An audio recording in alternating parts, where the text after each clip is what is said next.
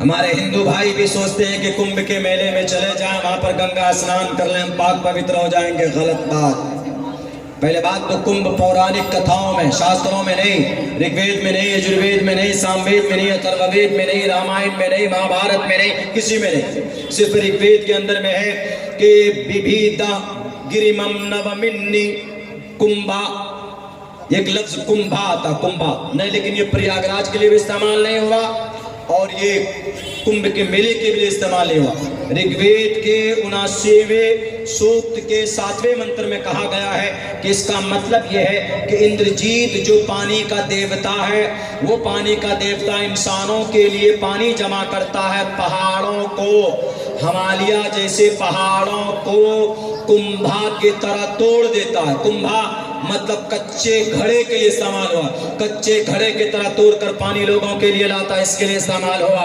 ایک لمبا چوڑا واقعہ ہے کہ کمبھ کا میلہ کیوں مناتے ہیں۔ وہ امرت جل 4 شہر میں گرے تھے، ان میں سے ایک پریاگراج میں، ایک ہریدوار میں، ایک ناسک میں اور ایک اجین میں۔ تو یہی 4 شہر میں کمبھ کے میلے کا آیوجن ہوتا ہے۔ ہر 12 سال میں کمبھ کا میلہ ہوتا ہے، 144 سال میں مہا کمبھ کا میلے کا آیوجن ہوتا ہے۔ کانسیپٹ یہی ہے۔ اس کمبھ کے میلے میں سب سے بڑا کام یہ ہوتا ہے کہ آپ گنگا میں اسنان کیجئے، آپ کے گناہ دھل جائیں گے۔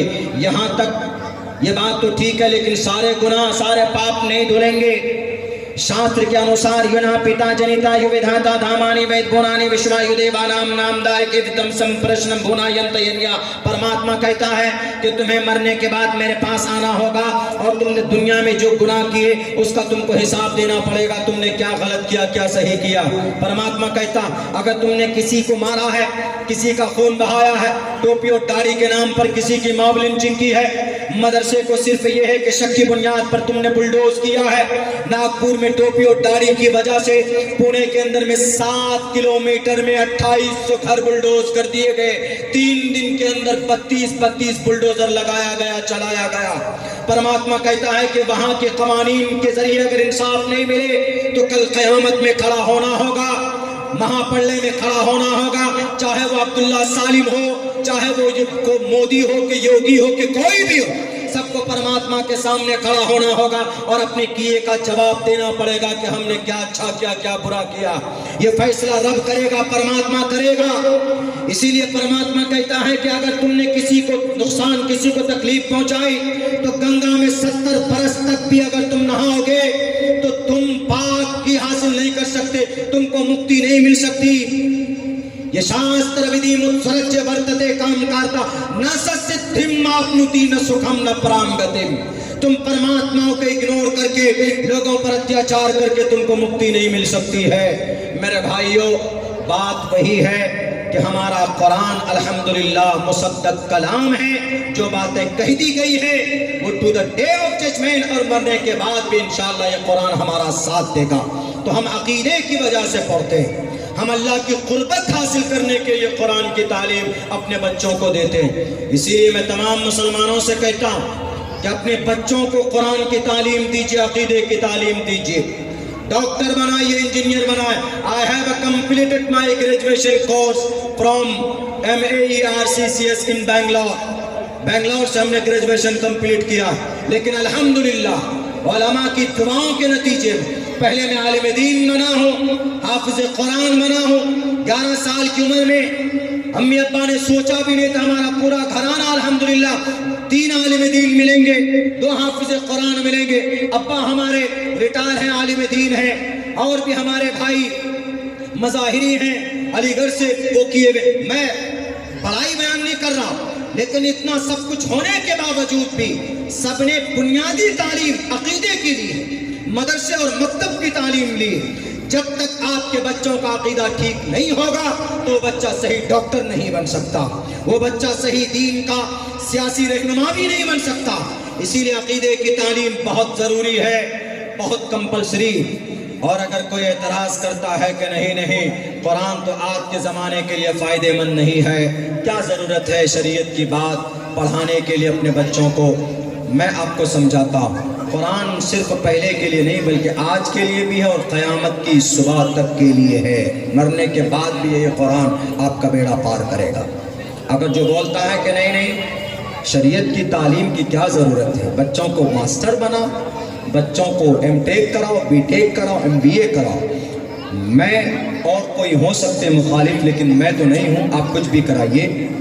لیکن ایک بات میں بول دوں کہ جو مسئلے کا حل جو قرآن میں ہے، دنیا کی کسی اور دنیاوی یا ماڈرن اکیڈمک کوالیفیکیشن میں نہیں ہے۔ یہی آپ کے کلکتہ میں 4 مہینہ پہلے غالباً ایک بڑا حادثہ ہوا تھا۔ کون سا حادثہ تھا؟ آر جی کر میڈیکل کالج کا ایک ڈاکٹر لیڈی، ڈاکٹر کی عزت لوٹی گئی، اس کا مرڈر ہوا، مرنے کے بعد 4 مرتبہ پھر اس کا ریپ ہوا تھا۔ پتا سی بی آئی نے چارج شیٹ میں کیا لکھا؟ نہیں لکھا۔ ہمارے نوجوانوں کو تو سوشل میڈیا سے فرصت ہے نہیں۔ کھساری لال کا گانا پشپا 2 نے کتنا کمایا، پشپا 3 کب آنے والی ہے، اس کا ڈائریکٹر کون ہوگا، اسی میں لگے ہوئے۔ دنیا میں کیا ہو رہا ہے اس کے بارے میں نالج نہیں رکھتے۔ آپ کے پاس جو ینتر اور تنتر ہے، یہ موبائل، یہ آپ کے لیے یوزفل بھی ہے اور ہارمفل بھی ہے۔ آپ اس موبائل کے ذریعے سے بہت کچھ اچھا سیکھ سکتے ہیں، اور پھر آپ اسی موبائل کے ذریعے سے آپ اپنے دماغ کو ناپاکی کا اڈا بھی بنا سکتے ہیں۔ اسی لیے موبائل ہے تو اس کا مس یوز مت کیجیے، اچھا یوز کیجیے۔ سی بی آئی نے ابھی تک جو رپورٹ داخل کیا، اس میں انہوں نے لکھا 2 باتیں لکھی۔ آپ کے اس گھٹنا کی وجہ سے تقریباً کئی مہینے تک پروٹیسٹ ہوئے اور بہت زیادہ نقصان ہوا شہر کلکتہ کا۔ اس میں جو 2 باتیں لکھی میں وہ بتانا چاہتا ہوں۔ ان دونوں باتوں کا تعلق اللہ کے نبی کی زندگی سے ہے، قرآن سے ہے، شریعت سے ہے۔ سی بی آئی آفیسر جانتا ہے، بتائیے اس کو سمجھ میں آ گئی بات، لیکن نفرتی چنٹوؤں کو قرآن کی بات سمجھ میں نہیں آ رہی۔ انہوں نے کیا لکھا؟ انہوں نے لکھا کہ اگر وہ گارڈ، وہیں کا گارڈ تھا غالباً جس نے ایسا کیا، کہا کہ اگر اس گارڈ نے شراب نہ پی ہوتی تو وہ گارڈ ریپسٹ نہ ہوتا، مرڈرر نہ ہوتا، اور وہ آج جیل میں نہ ہوتا۔ اس نے یہ بات ظاہر کہ اپنے نوٹ میں لکھا، نوٹ میں وہی رکھ دیجئے۔ انہوں نے لکھا کہ اگر وہ گارڈ شراب نہ پیتا تو آج وہ مرڈرر نہ ہوتا، ریپسٹ نہ ہوتا، اور وہ ڈاکٹر اہانا، ریئل نام کچھ اور وہ ڈاکٹر اہانا اگر وہ اس رات میں اکیلی نہ ہوتی تو آج وہ زندہ ہوتی۔ ان دونوں باتوں کا تعلق کس سے ہے؟ قرآن سے ہے کہ نہیں ہے؟ اللہ کے نبی کی جیونی سے ہے کہ نہیں ہے؟ ذرا بتا دو ان نفرتی چنٹوں سے جو لوگ کہتے ہیں کہ آج قرآن پڑھ کر کیا بھلا ہوگا۔ آج پورے بھارت میں ہر علاقے میں، ہر کونے میں 1 منٹ میں 45 بچی کا رجسٹرڈ ریپ ہوتا، یعنی وہ ریپ رجسٹری ہوتی ہے، 45 بچیوں کی عزت لوٹی جاتی ہے پورے بھارت کے اندر آج کی تاریخ میں۔ اگر اس ریپ کو، اس زنا کو کنٹرول کرنا ہو، ان میں سے اکثر ریپ اور زنا کے واردات شراب کی وجہ سے ہوتے، شراب اور نشے کی وجہ سے۔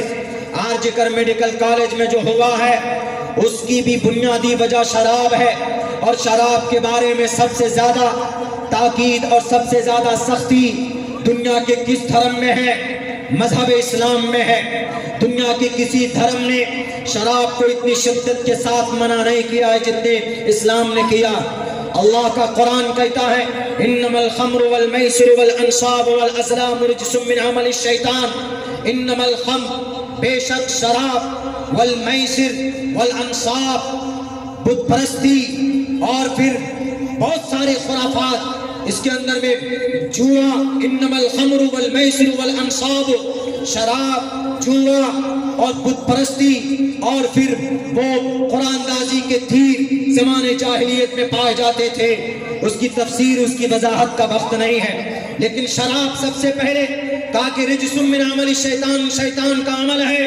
اللہ کے نبی اور آگے فرماتے اگر تم شراب پیو گے تو شراب بہت خطرناک چیز ہے، شراب پینے کے بعد ہر ناممکن کام ممکن ہو جاتا، یعنی اس کو کرنا آسان ہوتا۔ آر جی کر میڈیکل کالج میں وہ آدمی، وہ جلاد، وہ ظالم، وہ مرڈرر، وہ ریپسٹ، اس لڑکی کو، اس ڈاکٹر اہانا کی نائٹ شفٹ تھی، وہ ماں باپ کی اکلوتی اولاد تھی۔ اس کا ماں کا فون آتا ہے کہ بیٹی تم کہاں ہو، گھر کیوں نہیں آئی؟ وہ کہتی ہے کہ ماں میں صبح کو جاؤں گی، میری نائٹ شفٹ ہے۔ وہ ظالم وہیں پر بیٹھا ہوا سنتا، آج تو محترمہ اکیلی ہے، چلو آج کچھ الگ کیا جائے، انجوائمنٹ ہونا چاہیے۔ وہ اپنے روم میں جاتا ہے، 5 بوتل شراب پیتا ہے، 5 بوتل۔ وَلَا تَشْرِبِ الْخَمْرَ فَإِنَّهَا مِفْتَاحُ كُلِّ شَرٍ۔ کسی نبی نے، کسی قوم کے دھرم گرو نے، کسی مہا پرش نے اتنی شدت کے ساتھ شراب کی پینے پر منع نہیں کیا، پابندی نہیں لگائی، جتنی میرے نبی پاک علیہ الصلوۃ والسلام نے جتنی شدت کے ساتھ اس کو منع کیا۔ چونکہ نبی جانتے ہیں، نبی فرماتے ہیں کہ شراب برائیوں کی کا اڈا ہے، جڑ ہے۔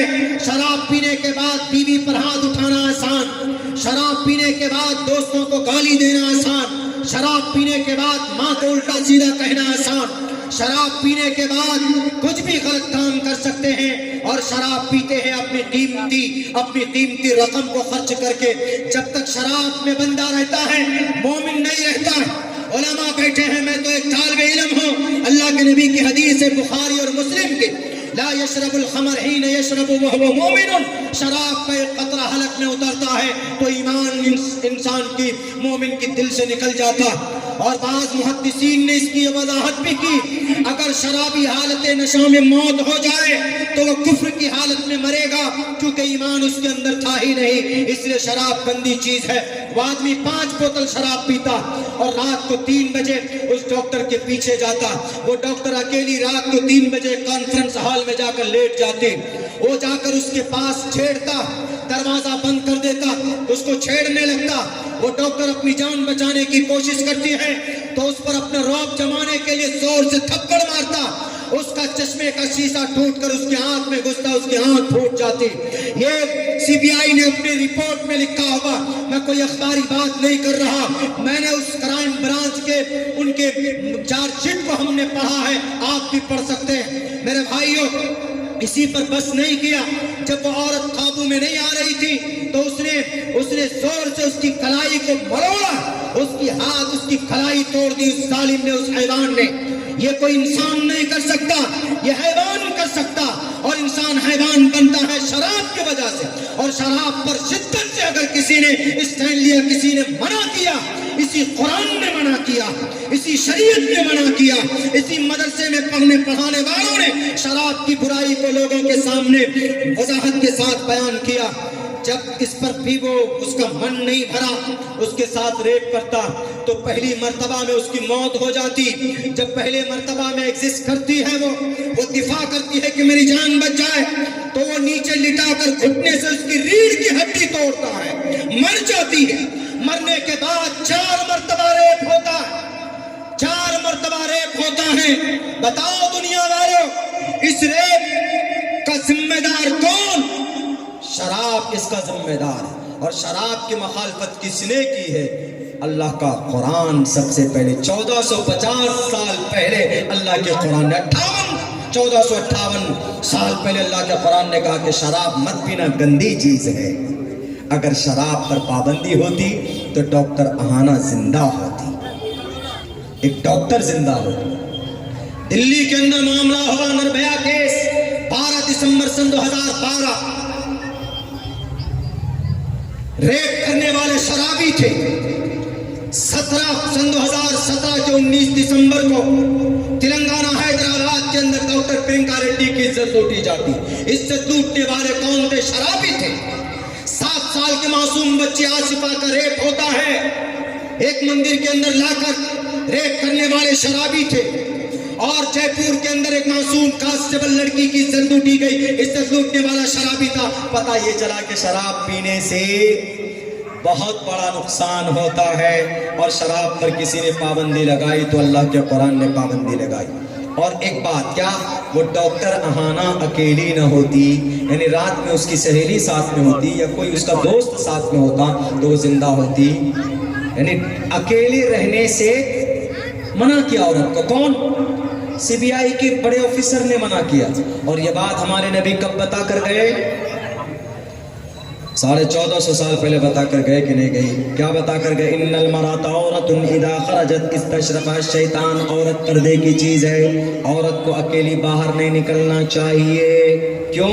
اللہ کے نبی جانتے تھے کہ اگر باہر نکلے گی اس کی عزت کے ساتھ کھلواڑ ہوگا۔ کتنی اچھی باتیں پہلے کہی.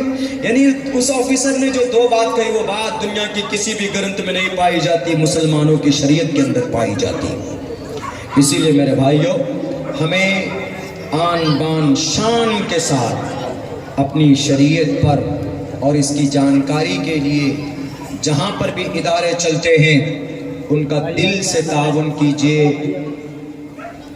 اسکول میں ہم بچہ پڑھاتے ہیں 1000 روپے دیتے ہیں، مدرسے میں بچہ پڑھتا ہے تو 100 روپے بھی نہیں دیتے. الٹا ہونا ہو گیا معاملہ. نہیں، آپ جہاں مدرسہ ہے تو مدرسہ، جہاں مدرسہ نہیں ہے تو کم سے کم مکتب بنائیے. مکتب ضروری ہے، مکتب مدرسہ، اور فری میں نہیں، زیادہ نہیں مانگ رہے، زیادہ نہیں دینا ہے. جہاں پر بھی مکتب مدرسہ ہے گوشت مچھلی کھانا کم کیجیے.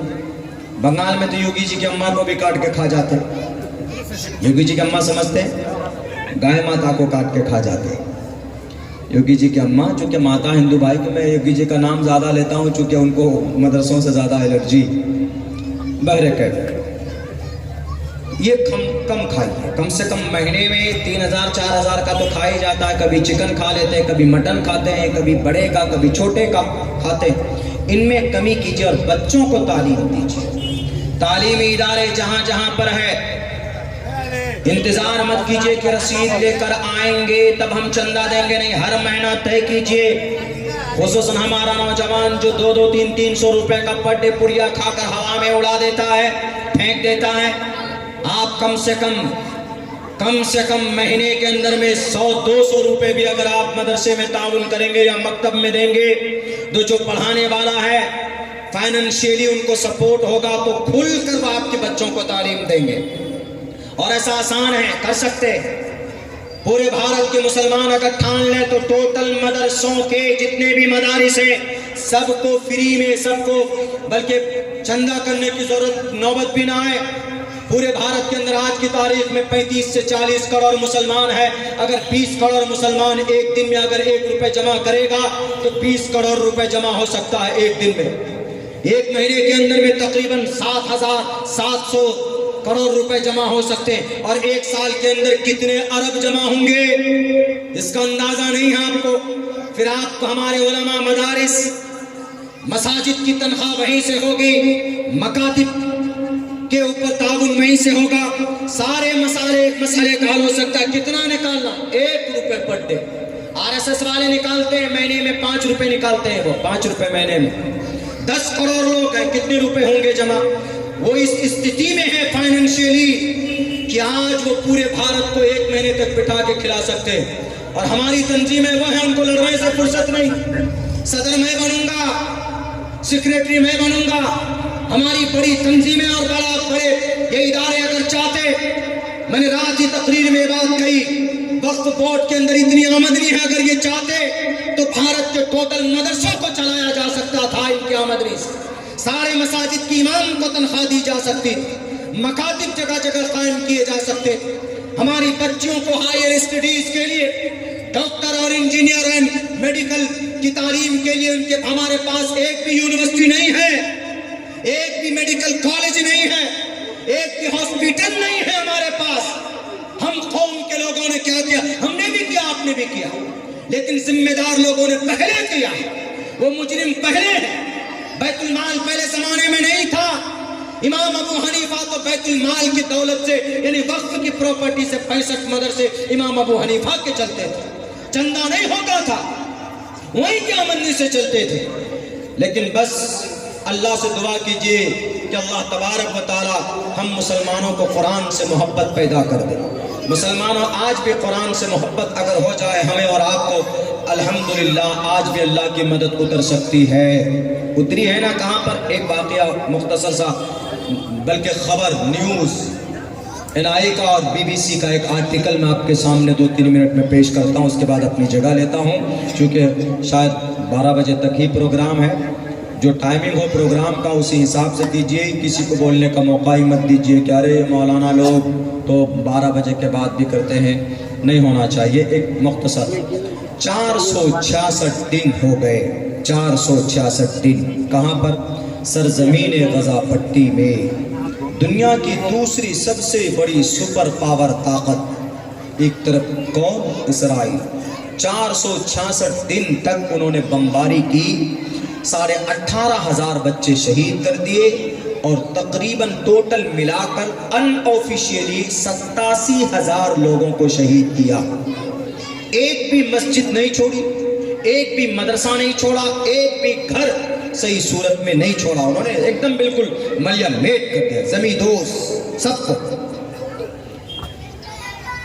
ایک طرف اتنی بڑی طاقت ہے کہ اگر اس کے ملک کے اوپر سے کوئی پرندہ بھی پر مارے تو وہ اس کو بھی ٹریک کر کر مارنے کی صلاحیت رکھتے ہیں، آئرن ڈوم جن کے پاس ہے۔ اور ایک طرف غزہ پٹی میں نہتے لوگ ہیں، ان کے پاس کیا ہے؟ ان کے پاس قرآن ہے، ان کے پاس مدرسہ تھا، ان کے پاس مسجد تھی، ان کے پاس نماز، ان کے پاس روزہ۔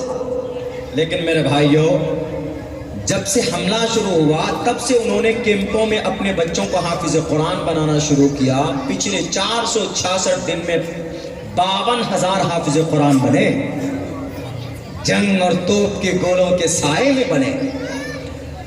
اور جن 5,000 نوجوانوں نے انگریز کو جھکایا، اسرائیل کو جھکایا، جنگ بندی کا اعلان کیا، اور ہمارے 5,000 غزہ پٹی کے 5,000 نوجوانوں نے نہیں کہا کہ ہمیں معاف کر دیجئے، غلطی ہو گئی، نہیں، اسرائیل کا آرمی چیف آ کر کے کہا کہ ہم تم سے جنگ نہیں جیت سکتے، ہم سیز فائر کرنا چاہتے ہیں۔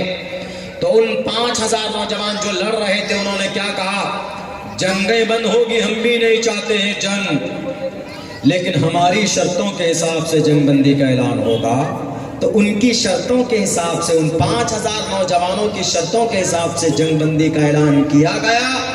وہ 5,000 نوجوان کون تھے؟ ایک طرف آئرن ڈوم ہے، ایک طرف بیلسٹک میزائل کا مطلب اگر آپ کو لاک کر دیا گیا تو آپ دوڑ کر گھوم کر سمندر میں چلے جائیں، دیگھا چلے جائیں، آپ ہلدیا چلے جائیں۔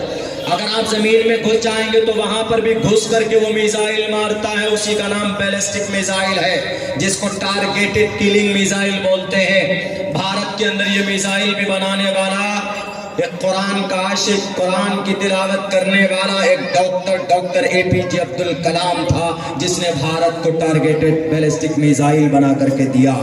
قرآن سے بڑی محبت تھی۔ جب آئے تھے راشٹرپتی بھون تو صندوق میں کچھ کپڑے تھے اور یہ قرآن کریم کا ایک نسخہ بھی لے کر کے آئے تھے۔ تو قرآن کے عاشق نے بھی بھارت کو میزائل بنا کر کے دیا ہے، اس لیے ان لوگوں کو پتہ چلنا چاہیے جن کو قرآن سے نفرت بیرک ہے۔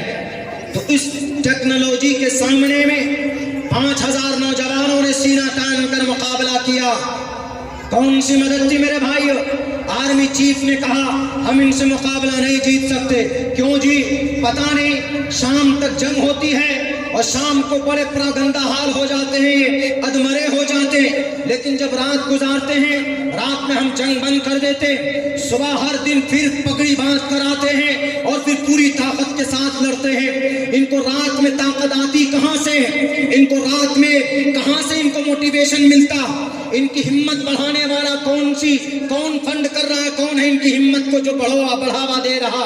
تحقیق کی گئی، موساد کو لگایا، سارے ایجنسی کو لگایا، تو کسی نے کلوزلی رپورٹ پیش کی۔ انہوں نے کہا کہ ارے یہ تو راتوں کو کیا کرتے ہیں؟